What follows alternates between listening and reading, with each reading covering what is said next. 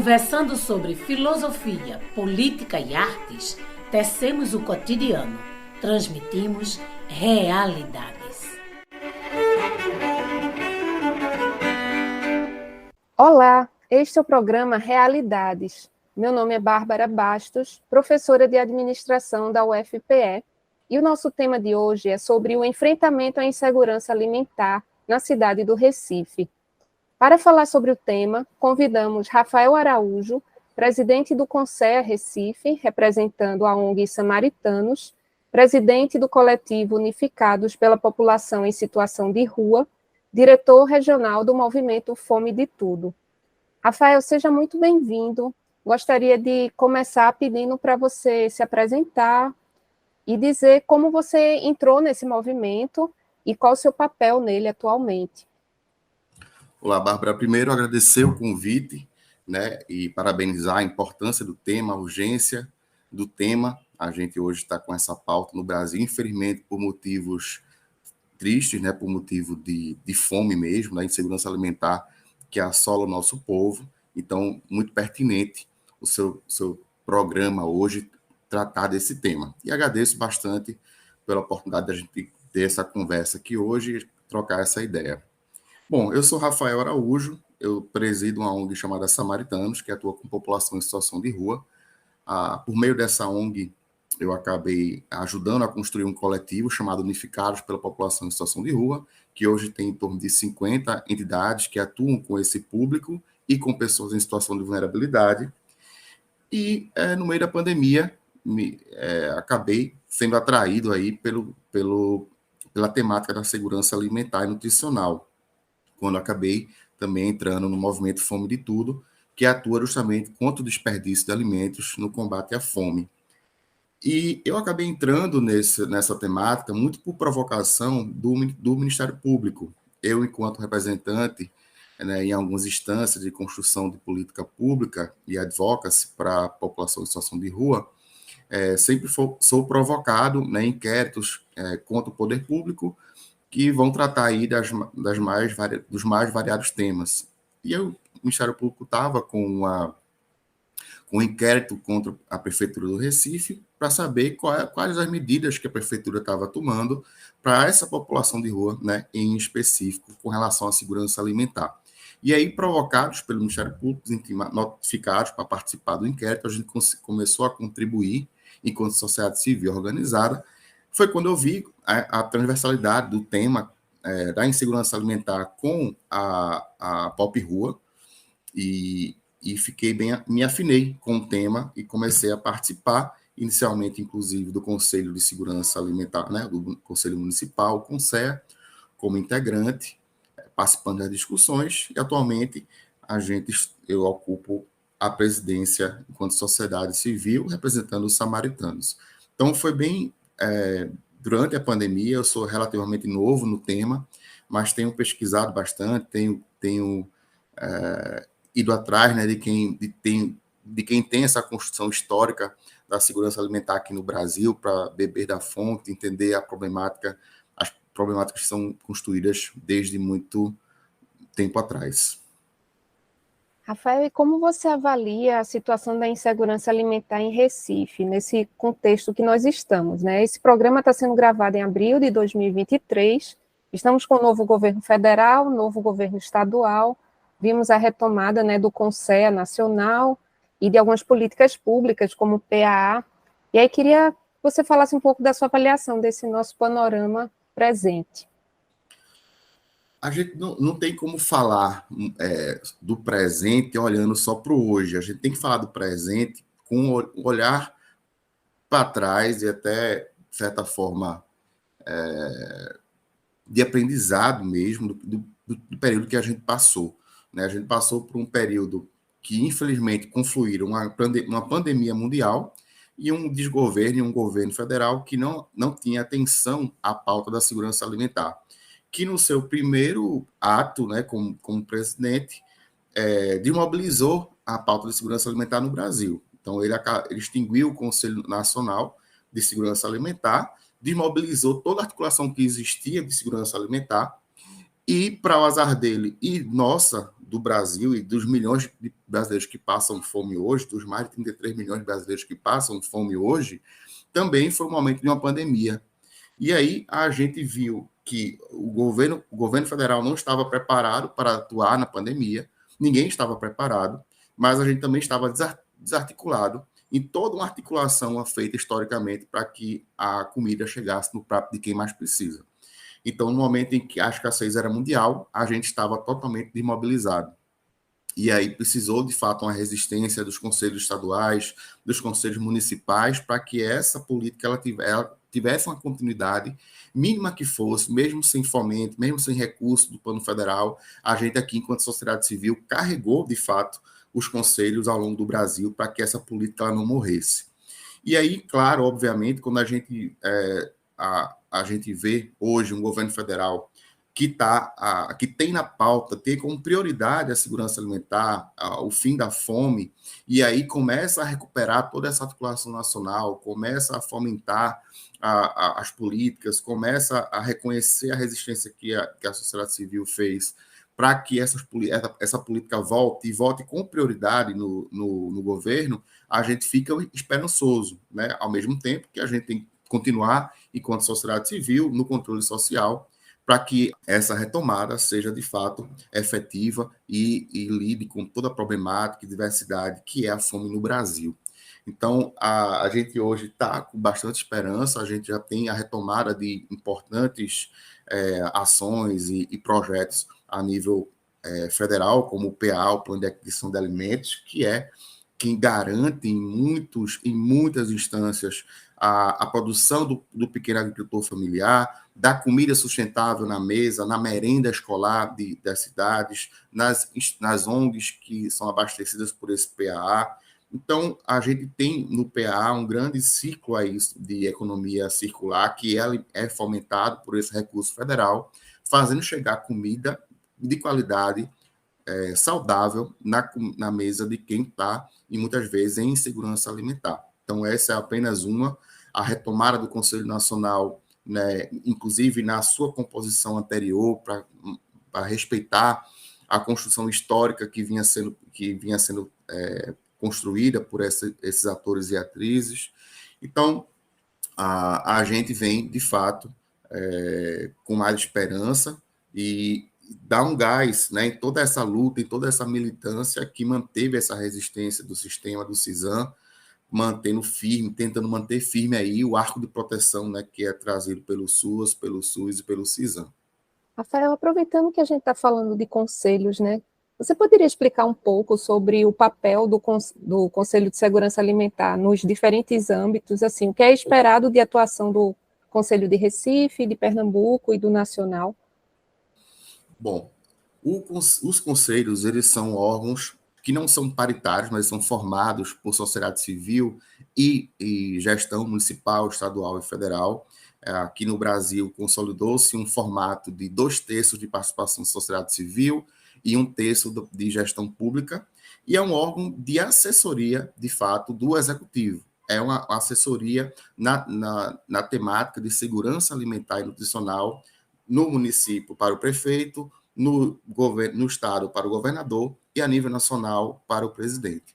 Então, é o órgão que está ali construindo a política, de onde é ele quem realiza a conferência municipal, a conferência estadual ou a nacional, é quem dá as diretrizes para o plano municipal, estadual e federal, para que a política aconteça, né? Então, o coração, a diretriz, as bases onde o plano municipal, estadual ou federal vão ser deliberados, é a conferência que é realizada pelos conselhos. Então, o conselho tem esse papel importantíssimo de ter o máximo possível, né, manter uma diversidade na sua composição. Então, Recife, por exemplo, a gente tem quilombolas, movimento negro, indígenas, povos tradicionais, pescadores, pessoas em situação de rua. A gente tem uma diversidade, os vegetarianos, a VEG. Então, a gente tem uma diversidade que faz com que a gente tenha uma ampla discussão sobre o que é segurança alimentar, nutricional,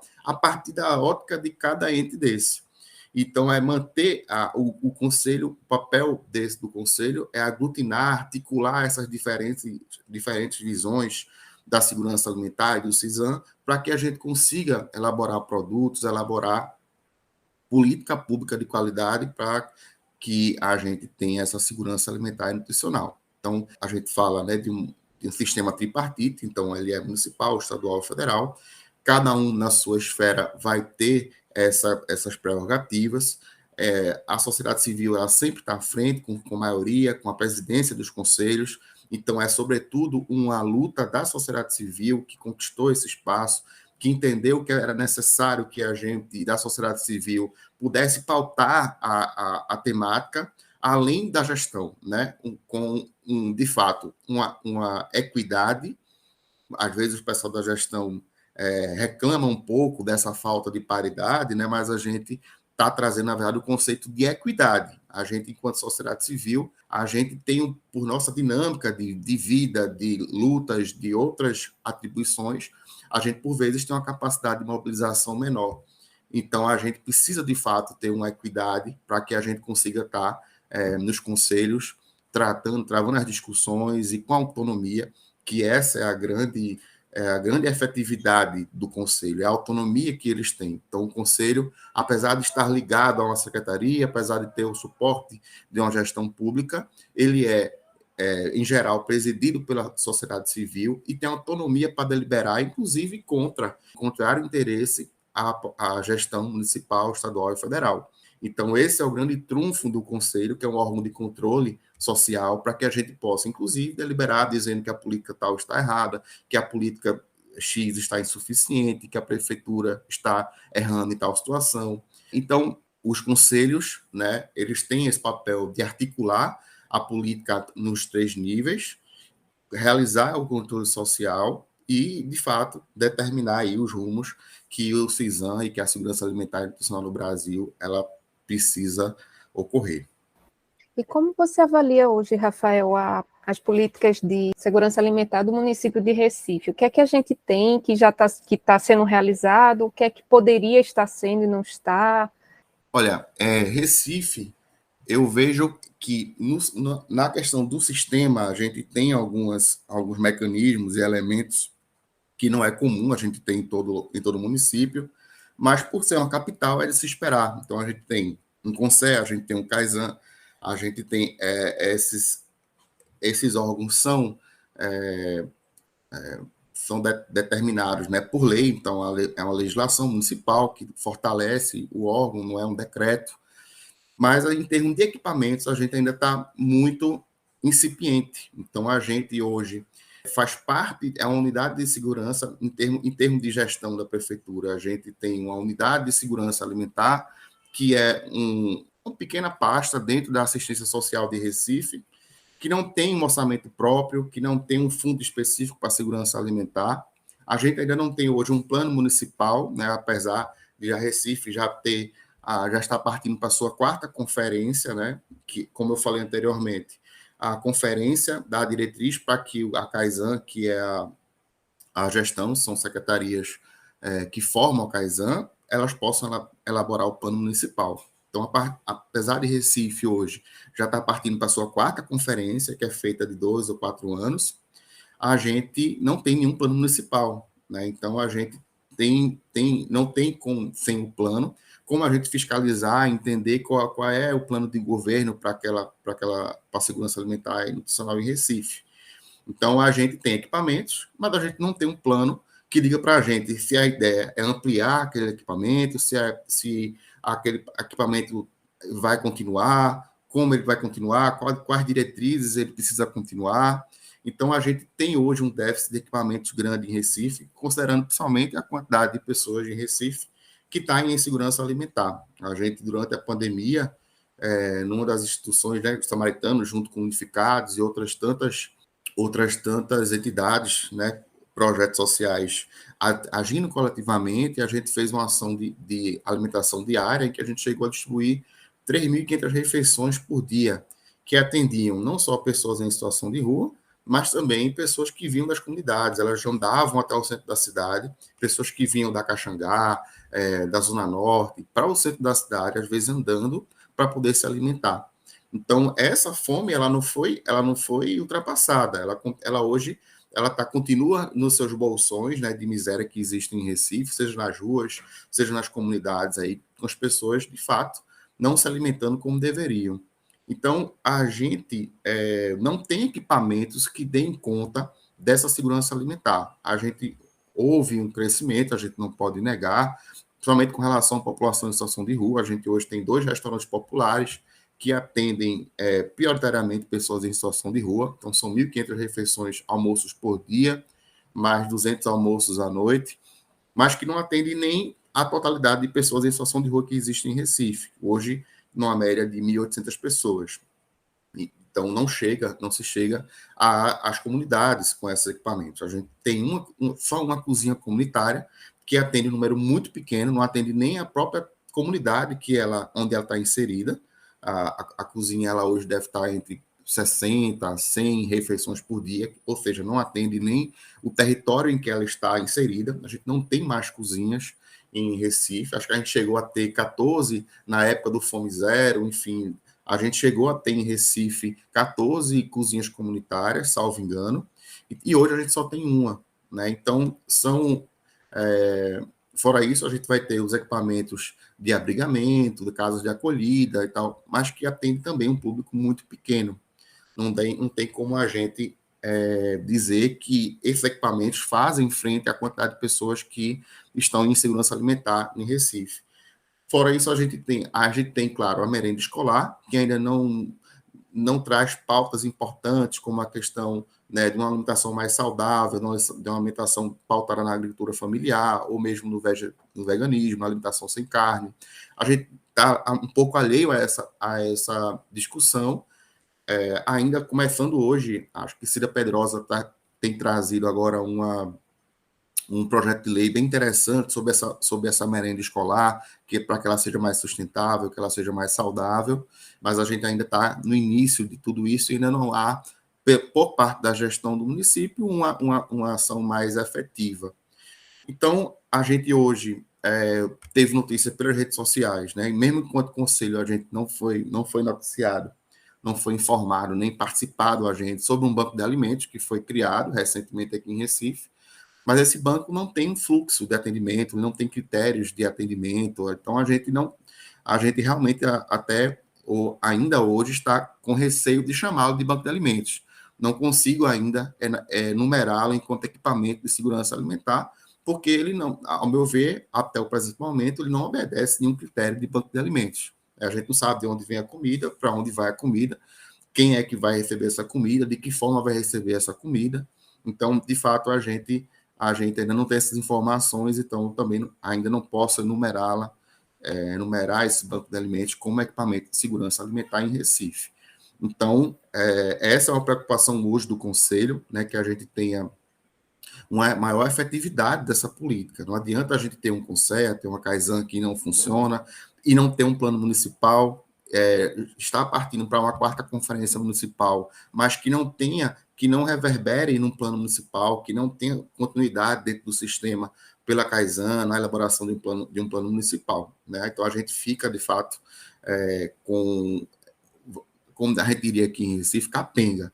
A gente tem uns órgãos que funcionam, outros que não funcionam, e tem o principal, o cerne, a gente ainda não tem, que é o plano municipal, que vai dar a diretriz do município para o SAM aqui em Recife.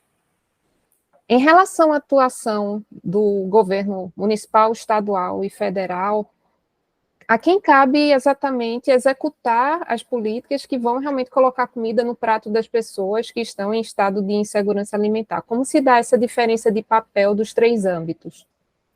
Olha, o CISAM, ele é um sistema tripartite, como o SUAS e como o SUS, né? Fazendo parte do arco de proteção, o SUAS, o SUS e o CISAM, todos eles tripartites, cada ente federativo, cada município, estado, ele tem a sua obrigação de fazer cumprir essa segurança alimentar. Então, o município, ele tem sim a obrigação de formular e executar a política SAM por ele mesmo, independente de orçamento de estadual ou da União, né? Então, é muito claro para a gente que o município, sim, ele tem essa, não só prerrogativa, mas obrigação de formular e executar o seu plano de segurança alimentar e a sua política própria, né? Claro que com esse sistema funcionando corretamente, e aí vem o orçamento estadual, federal, vem esse orçamento, daí a política ela é melhor elaborada, melhor executada, mas o município ou o estado não podem se furtar ao seu dever, afirmando que não tem orçamento federal, ou que, enfim, diferente de algumas áreas, isso independe dessa dotação federal. Rafael, e com essa sua atuação nessas ONGs que têm assistência à população de rua, né?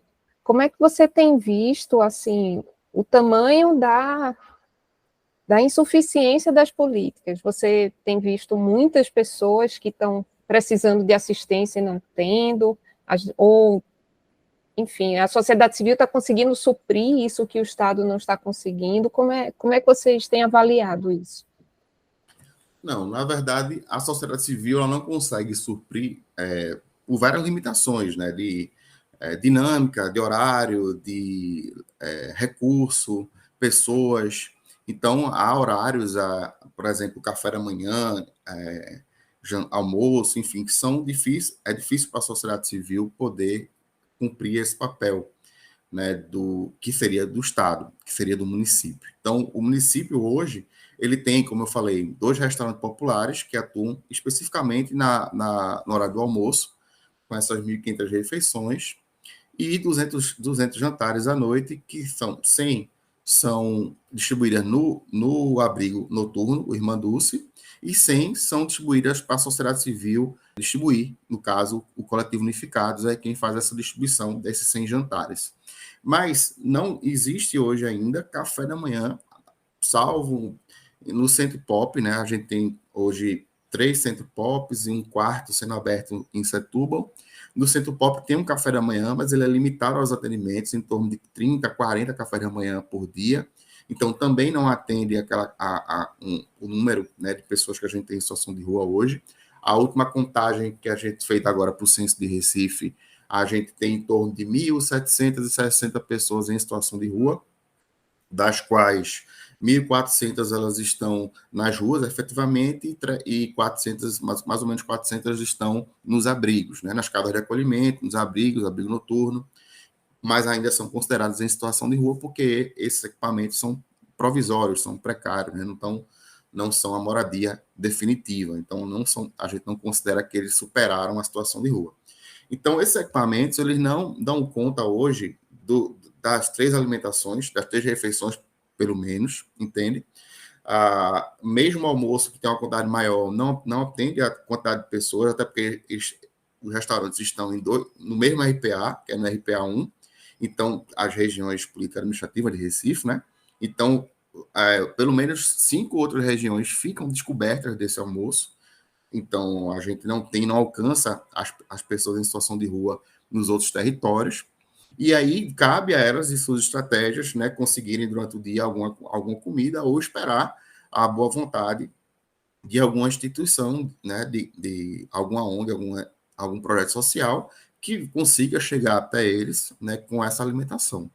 E aí, claro, a gente tem uma discussão, a gente hoje no Coletivo Unificados tem conversado e está planejando uma semana de discussão de segurança alimentar, também na preocupação em que comida a gente serve para essas pessoas, né, de não tá também causando uma insegurança alimentar pelo tipo de comida que a gente serve, pela forma que a gente serve. Então, trabalhar melhor essa segurança alimentar também nessas doações. A gente tem se preocupado com isso, tem trabalhado nesse sentido. Mas é árduo, né? É uma tarefa árdua, porque, de fato, as instituições elas esbarram muitas vezes em falta de estrutura, em falta de recurso para poder elaborar um cardápio, né, rico nutricionalmente. Então, mas o poder público também ainda é muito insuficiente aqui em Recife para essa política de segurança alimentar.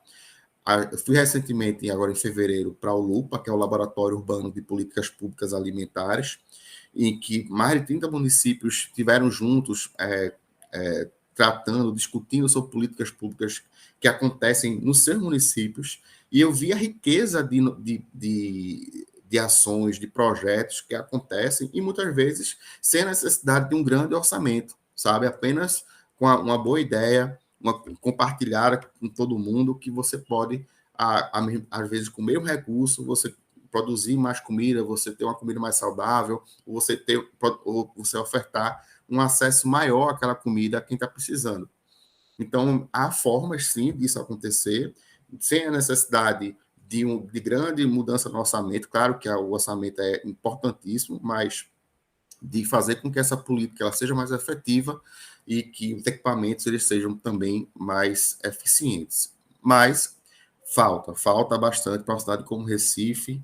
A gente não tem equipamentos básicos. O banco de alimentos, como eu citei aqui mais cedo, é muito incipiente, ainda muito sem... A gente não entende muito como vai funcionar, mas talvez não dê conta, né, do que a gente precisa enquanto gestão, enquanto município, fazer para dar conta da fome e da insegurança que existe aqui em Recife. Estamos de volta, apresentando Realidades.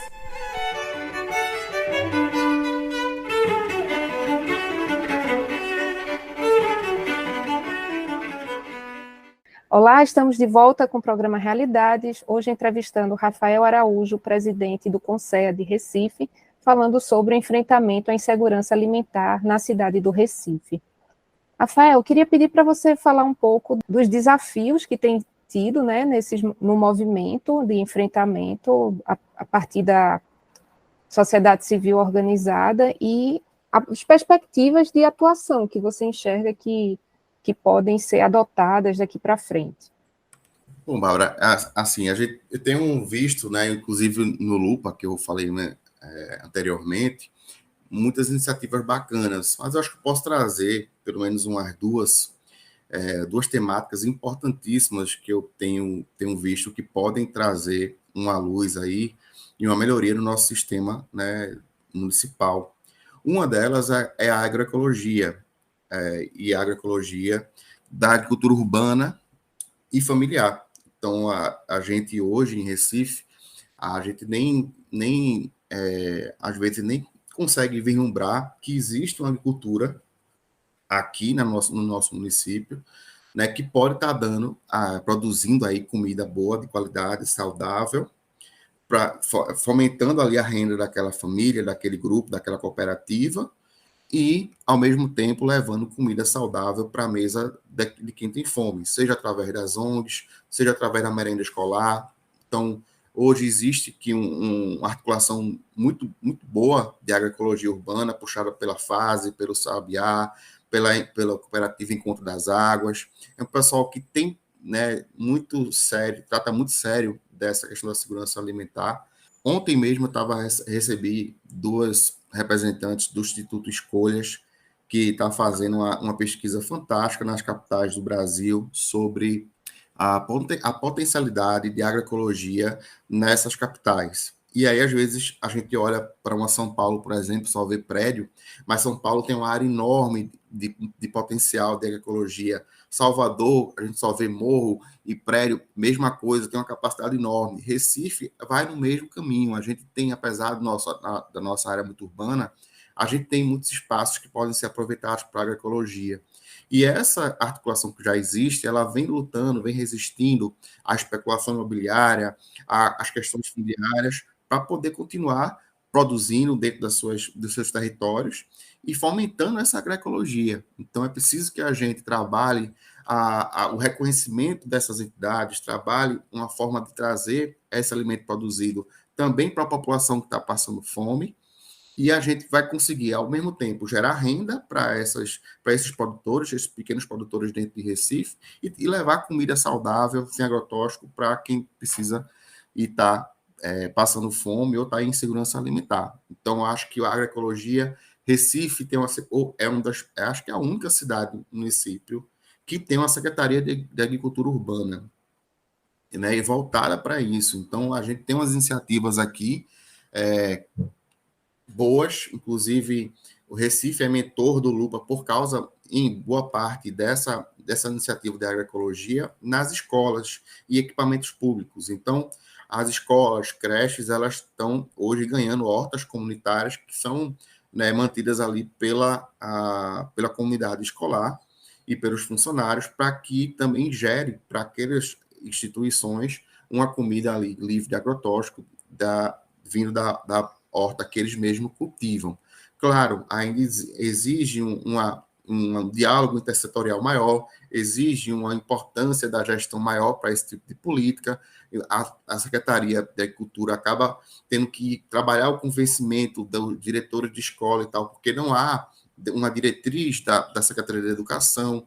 Então, não existe um funcionário específico para aquilo, o funcionário tem que acumular funções dentro da escola, não há um pagamento à parte pelo que ele faz pela horta. Então, existe essa dificuldade, né, que apesar das boas iniciativas, não consegue ter uma ampliação, uma expansão, ou mesmo coloca em risco a continuidade delas, porque não há, por parte da secretaria específica, o abraçamento dessa ideia, o acolhimento dessa ideia. Então, é a ideia de uma secretaria que, por uma falta de diálogo intersetorial, acaba atuando sozinha para convencer outros servidores de outras ligados a outra secretaria para que aquilo aconteça. Então, torna o processo frágil, torna essa iniciativa um pouco frágil, apesar de muito bem-vinda.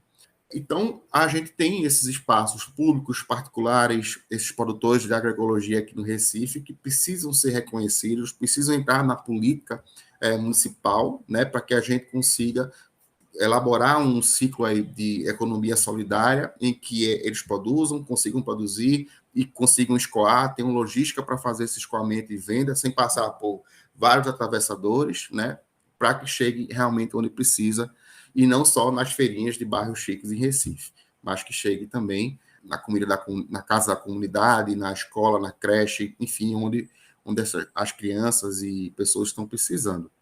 E uma outra vertente que eu acho interessante, eu conversava recentemente com a professora Sônia Lucena, que também era federal, um grande nome da segurança alimentar, né, para aqui de Pernambuco e do Brasil, e a gente falava sobre a questão do desperdício.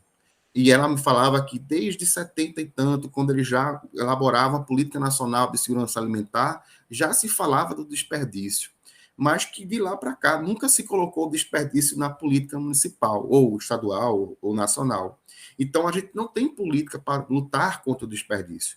E é um absurdo que hoje no Brasil a gente tem um dado, e até no mundo, de 1/3 do que a gente produz seja desperdiçado. É um contrassenso a gente imaginar. A ONU fez um levantamento que, claro, não é preciso, mas fala de 14 bilhões de dólares desperdiçados no Brasil de alimentos e 33 milhões de brasileiros passando fome, sabe? Então, o problema do Brasil, em sua maior parte, não é a disponibilidade do alimento. O alimento está lá disponível. É o acesso que é negado. Então, o alimento está lá, é produzido, é ricamente produzido, inclusive para exportação, mas ele não chega na mesa da pessoa que está passando fome ao lado do grande supermercado. Porque não existe nenhuma política que lute contra esse desperdício, seja na produção, seja no transporte, logística, até a sua venda nas grandes markets ou nas feiras. Então, eu faço parte de um movimento hoje chamado Fome de Tudo, é um movimento que tem uma atuação internacional, e eu sou o diretor regional, e a gente luta contra esse desperdício de alimentos, e uma das nossas vertentes, um dos nossos eixos, é o de tecnologia. Então, a gente tem um aplicativo que ele conecta os doadores, os mercados, as indústrias, as entidades que trabalham com pessoas em situação de insegurança alimentar.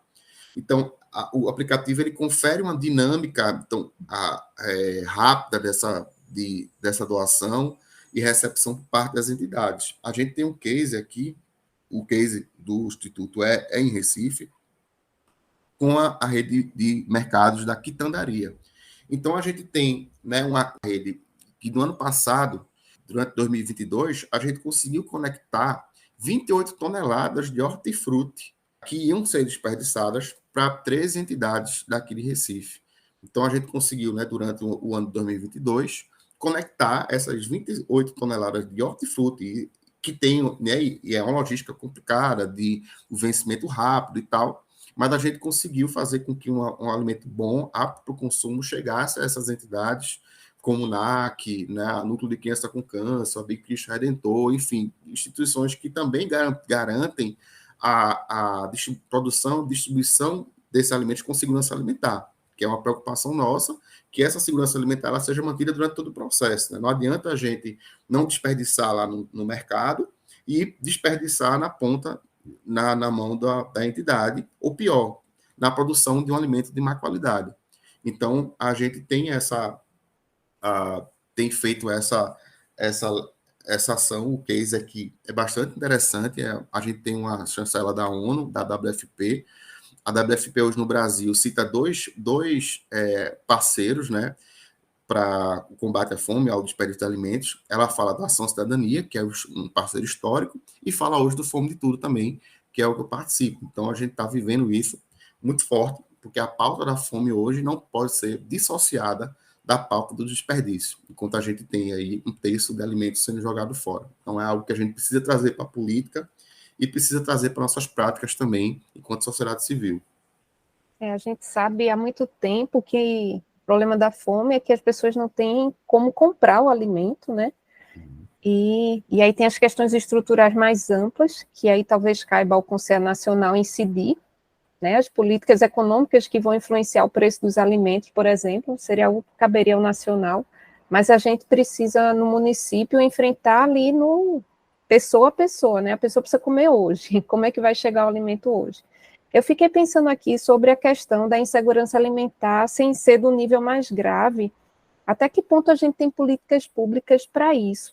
Porque a insegurança alimentar grave é a pessoa realmente não tem acesso às refeições, e aí a gente tem equipamentos como o restaurante popular que fornece refeição. E quem está no nível menor de insegurança alimentar tem algum recurso para alimento, mas acaba fazendo escolhas desequilibradas e insuficientes, né? Você tem conhecimento, Rafael, de políticas ou iniciativas para enfrentar esse outro perfil de insegurança? Olha, a grande discussão hoje mesmo eu participei de um seminário que falava sobre a segurança alimentar na escola, né? E fala muito dessa questão que hoje, pelo menos, pelo que eu venho acompanhando de discussões sobre esse tema da insegurança alimentar, que não seja propriamente a fome, mas essa insegurança alimentar da malnutrição mesmo, de pessoas que estão comendo de forma errada, insuficiente nutricionalmente, está sendo muito voltada para a escola, porque é onde se entende que culturalmente a gente vai construir também um novo paradigma de alimentação. Né? Você começar a trabalhar num jovem, num adulto, uma mudança radical de cardápio, de alimentação, é muito mais difícil, a gente enfrenta muito mais resistências. Mas quando você começa a trabalhar isso na escola, com crianças, com pré-adolescentes, você começa a ter um resultado melhor de fato, da apropriação dessas crianças e jovens no processo político da alimentação, né? De você entender que comer também é um ato político e que aquilo que você come também fala muito sobre você e vai determinar quem você é organicamente e socialmente, às vezes, para o resto da vida. Então, eu vejo muito a discussão hoje, a preocupação em legislação, em medidas que tragam para o próprio projeto de lei da Cida Pedrosa, que eu falei aqui anteriormente, na preocupação dessa alimentação escolar, de a gente estar mais conectado com a sustentabilidade, com a alimentação de verdade, com comida de verdade, com iniciativas que vão quebrar paradigmas como o veganismo, o vegetarianismo, né, da alimentação sem carne, como a gente introduzir. O seminário de hoje foi, inclusive, promovido pela Alimentação Consciente Brasil, né, e pelo Humane Society, que também fala da questão da alimentação sem carne animal, sem proteína animal, e fala principalmente disso. Então, eles atuam em vários municípios aqui no Brasil, BH, Salvador, né, mostrando como é viável a proposta de alimentação vegana sendo introduzida na merenda escolar.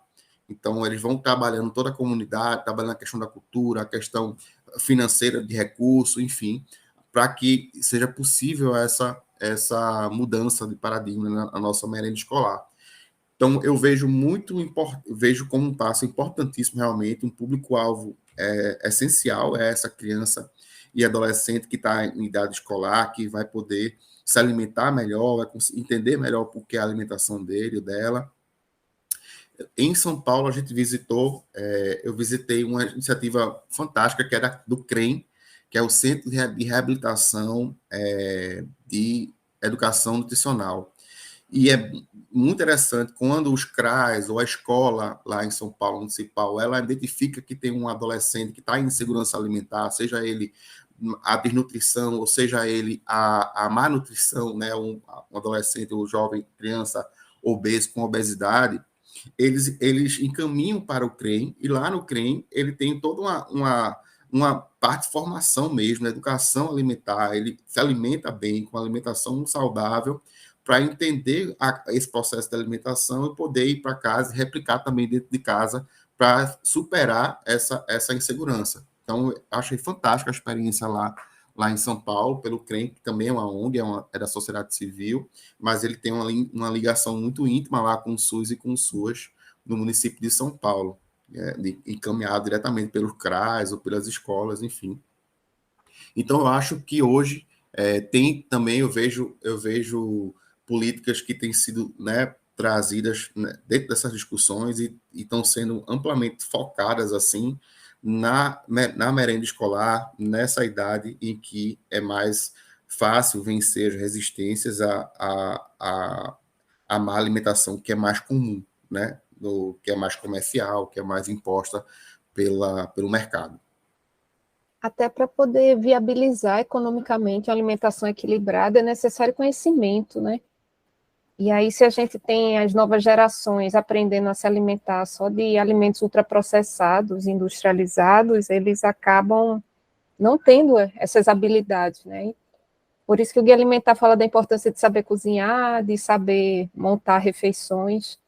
É uma forma de otimizar. Eu já vi reportagens falando sobre pessoas em insegurança alimentar leve ou média, que quando conseguem um dinheiro, aí vão lá e compram justamente salsicha, enlatados e tal, que não precisa de refrigeração, é outra questão, porque está muito associado, né? Você vê que a principal população que está no estado de insegurança alimentar é a população de rua, então a falta de moradia está associada também à insegurança alimentar, e aí pessoas que vivem de maneira precária, às vezes não tem geladeira, não tem um fogão adequado. Exato, a gente observa muito, né, essa questão desse tipo de alimentação. É tanto que, por exemplo, os samaritanos e unificados, a gente já faz uns 2 anos, até antes da pandemia mesmo, ou coincidindo com o começo da pandemia, a gente não serve mais salsicha, que é um alimento, na verdade não é um alimento, né, mas é um produto tão comum no cardápio das entidades que doam para pessoas em situação de rua, porque ele é fácil, né, ele é barato, enfim, é fácil de fazer e, de certa forma, é gostoso, as pessoas gostam, as pessoas que estão na rua gostam da salsicha. Mas foi uma resistência que a gente teve até dentro do nosso grupo mesmo, pessoas, não, por que não pode, salsicha e tal, etc. Mas quando eu lembro, foi lembrando bem agora, foi exatamente quando a gente estava montando o cardápio para a pandemia. E aí a gente estava com os nutricionistas, tal, inclusive as meninas do MST, maravilhosas, que estavam no Armazém do Campo, junto com a gente. E aí a gente, não, bateu o pé e não vamos colocar salsicha, porque o pessoal já está se alimentando mal. E aí a alimentação que a gente vai entregar é salsicha, entendeu? Então não vai estar fazendo muita coisa. E aí a gente, vamos correr atrás, fazer o sacrifício aí para conseguir realmente, já que vai ser proteína, conseguir uma proteína de melhor qualidade, de fato, um alimento. E aí a gente não faz mais de 2 anos que a gente não distribui salsicha, né? nem samaritanos, nem unificados. A gente tenta realmente levar um frango, uma carne, enfim, para que as pessoas... A gente ainda não adquiriu, infelizmente, o conhecimento de lidar com as proteínas não animais. Depois a gente pode até fazer uma reunião aí junto com a VEG, enfim, com as entidades, para a gente aprender mesmo, que é como você falou, aprender a preparar os pratos, né, de forma legal, que fique aprazível para que as pessoas elas consumam, né? Então a gente tem essa perspectiva e tem trabalhado, inclusive nessa semana que a gente está organizando de segurança alimentar para a Pop Rua, tentar trabalhar ainda mais, né, essas informações sobre o quão prejudicial são esses alimentos ultraprocessados, né, para que o pessoal entenda que, apesar da boa vontade deles, a gente acaba fazendo mal de uma maneira indireta. Então, acho que é muito por aí. Rafael, a gente está caminhando para o final. Queria pedir para você falar das perspectivas que a gente tem nesse nosso momento aí, com as conferências que vão acontecer, né? E com a retomada das políticas. O que é que a gente pode esperar aí para os próximos meses, para esse ano? Bom, falando como um esperançoso, ou como, acho que um realista utópico, como diria Ariano, né?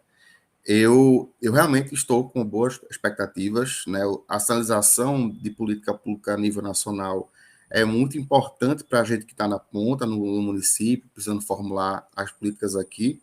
Então, de fato, o governo Lula ele vem sinalizando a todo tempo que essa é a prioridade para ele, não só sinalizando, mas também reconstruindo essa política, né, com toda a base que já existia anteriormente, que foi conhecida e foi ampliada e tirou o Brasil do mapa da fome, justamente por essa amplitude, né, por essa discussão com todo mundo, por essa diversidade de debates, por essa articulação em todos os níveis.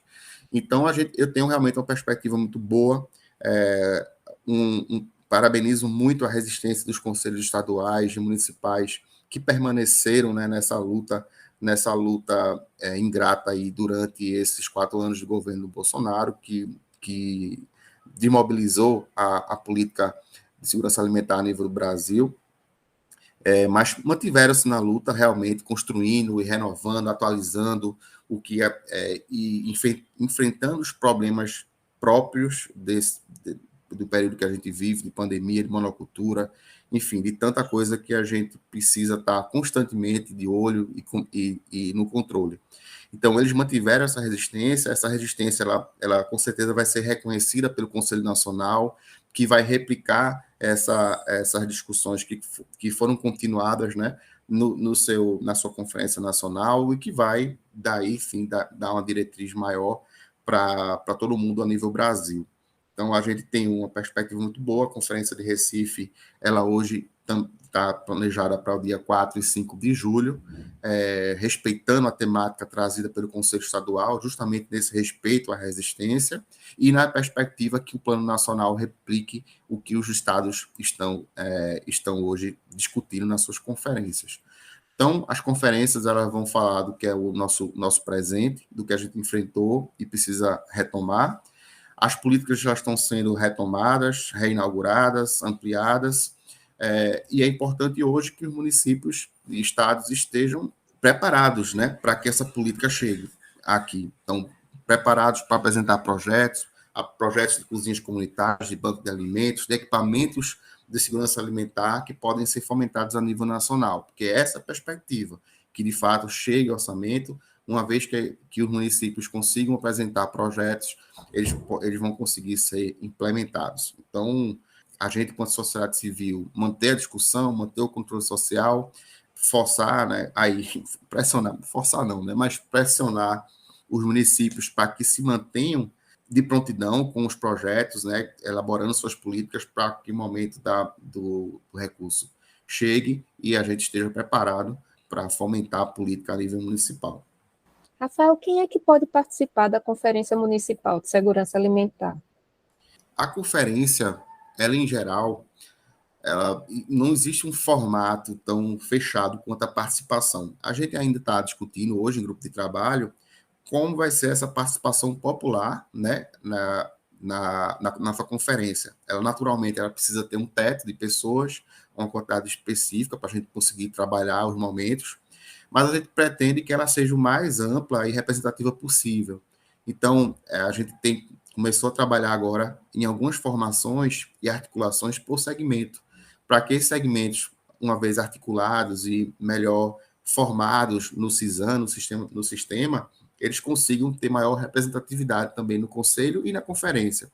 Então, para que a gente consiga ter da melhor forma possível a participação popular e da sociedade civil nas suas diversas entidades e segmentos para uma maior riqueza nessa conferência, né? Infelizmente, com a limitação numérica aí, mas sem limitação de ideias e de demandas que podem ser trazidas por suas representações. Então, é importante que os segmentos se organizem, que as entidades procurem as suas articulações para que a gente possa estar junto e levar o máximo possível de demandas e propostas para a nossa conferência aqui em Recife. E no caso das pessoas, em geral, elas podem participar de alguma entidade que se articule, né, para participar? Isso, exato. Essa parte de democracia direta que a gente fala, onde há essa participação no controle, né, social, nos conselhos, é importante que as pessoas elas procurem estar articuladas, né, com entidades que vão estar ali representando os seus interesses. Em boa parte delas você não vai, é mais difícil você ter acesso como usuário, então é importante que você esteja junto a entidades que tenham preocupação com os temas que você quer tratar, que você quer ver políticas mais efetivas. Então, se você quer tratar de segurança alimentar, procura uma entidade que mais defenda os interesses que você defende e vá tentar tratar isso, né, levar essa discussão para o CONSEA. Mesmo não sendo integrante do CONSEA, o CONSEA ele é aberto nas suas reuniões ordinárias e extraordinárias para que as pessoas e entidades participem. Então, a reunião do CONSEA, sim, ela é pública e ela está à disposição e com a maior abertura possível para você que quer participar do debate. Rafael, muito obrigada pela presença no nosso programa. Queria pedir para você só dar a dica de quem quiser acompanhar o trabalho do CONSEA ou das entidades que você participa, como é que a pessoa pode fazer. Ótimo. A gente agora está com um Instagram novo do CONSEA, então você vai conseguir achar pelo consea.recife no Instagram.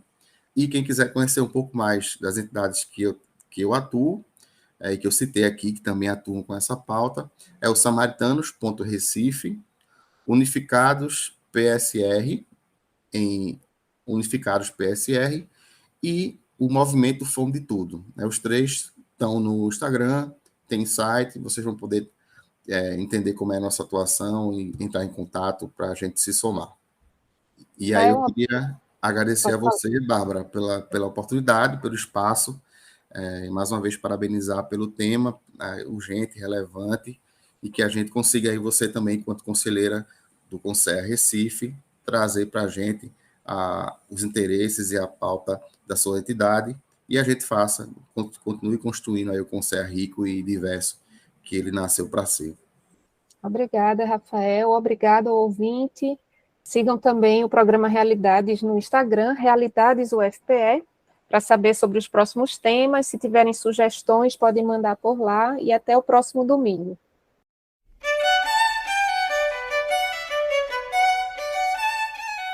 Acabamos de ouvir Realidades.